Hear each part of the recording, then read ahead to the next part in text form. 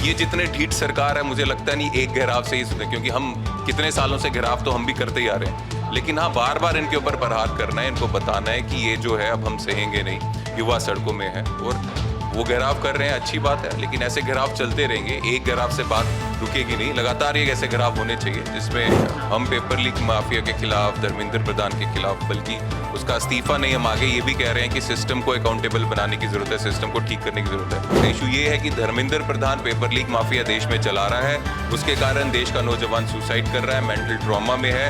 हमें धर्मेंद्र प्रधान का इस्तीफा चाहिए और सिस्टम ठीक करना। इसके प्रेसिडेंट उदय भानु सर हमारे साथ मौजूद हैं। सर, किस तरीके से देख रहे हैं पूरे देश में छात्रों की गूंज आंदोलन आप लोग कर रहे हैं?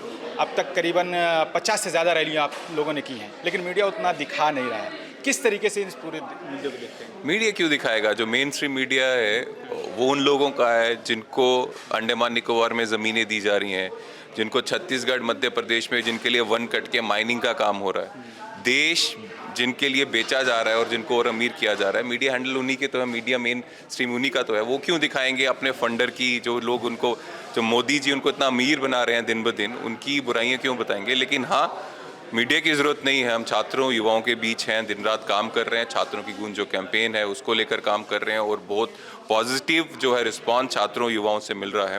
कल मैं श्रीनगर था, वहाँ पे जो कैंपेन किया, वहाँ पे जो इंटरेक्शन प्रोग्राम था, उस ऑडिटोरियम में मैक्सिमम युवा जो थे वो बिल्कुल कॉलेजेस, यूनिवर्सिटी से आए हुए थे, किसी पॉलिटिकल पार्टी के वर्कर्स नहीं थे, एक्टिविस्ट नहीं थे। तो इसका मतलब ये है कि छात्रों की कुछ कैंपेन से युवा जो है वो जुड़ रहा है और वो चाहता है कि इस जो पेपर लीक, जो माफिया जो चल रहा है पूरे देश में धर्मेंद्र प्रधान की देखरेख में, उसका खात्मा हो, उससे हम मुक्ति पाएं। और वो विश्वास कर रहा है राहुल गांधी जी पे, वो विश्वास कर रहा है जिस तरह से राहुल गांधी जी संसद के अंदर, संसद के बाहर पेपर लीक की बात करते हैं, उसके खिलाफ संघर्ष करते हैं। तो छात्र, युवा भी अब सड़कों में आ रहे हैं और तब तक मुझे लगता है ये संघर्ष खत्म नहीं करेंगे जब तक ये पेपर लीक माफिया से हम निजात नहीं पाते। जैसे हम देखेंगे कि जंतर मंतर पर प्रोटेस्ट चल रहा है, 20 दिन हो गए हंगर स्ट्राइक पर। जेएनयू के छात्र बैठे हैं, सोनम वांगचुक जी बैठे हैं। आज पवन खेड़ा जी मुलाकात की, मुलाकात कैसी रही? शुरू में तो आप लोग नहीं जुड़े, उसके बाद आप जुड़ रहे हैं। क्या सपोर्ट कर रहे हैं पूरे प्रोटेस्ट को, या आप लोग मिलकर एक बड़ा आंदोलन करने वाले हैं? मैंने पहले भी ये कहा था कि जो इशू है वो सेम है। हम पेपर लीक माफिया के खिलाफ, धर्मेंद्र प्रधान के खिलाफ, बल्कि उसका इस्तीफा नहीं, हम आगे ये भी कह रहे हैं कि सिस्टम को अकाउंटेबल बनाने की ज़रूरत है, सिस्टम को ठीक करने की ज़रूरत है। लेकिन इशू सेम है, उस इशू में हम सब साथ हैं। हाँ, लेकिन रास्ते सबके, कोई हम इस तरह से कर रहे हैं, वो इस तरह से कर रहे हैं, तो वो अपनी आज़ादी है, उसमें करेंगे। लेकिन हम इशू में एक साथ हैं, उनका वेलकम कर रहे हैं। आज तो पवन खेड़ा जी भी वहाँ गए, मुझे भी मीडिया के थ्रू पता चला। लेकिन मकसद एक है। इशू ये नहीं है कि कौन जा रहा है, कौन नहीं जा रहा है। इशू ये है कि Dharmendra Pradhan paper leak mafia देश में चला रहा है, उसके कारण देश का नौजवान सुसाइड कर रहा है, मेंटल ट्रॉमा में है। हमें धर्मेंद्र प्रधान का इस्तीफा चाहिए और सिस्टम ठीक करना है। इशू ये है। तो जो 20 तारीख को इन लोगों ने ऐलान किया है, कांग्रेस जनता पार्टी और सोनम वांगचुक ने, कि 20 तारीख को हम संसद तक मार्च करेंगे।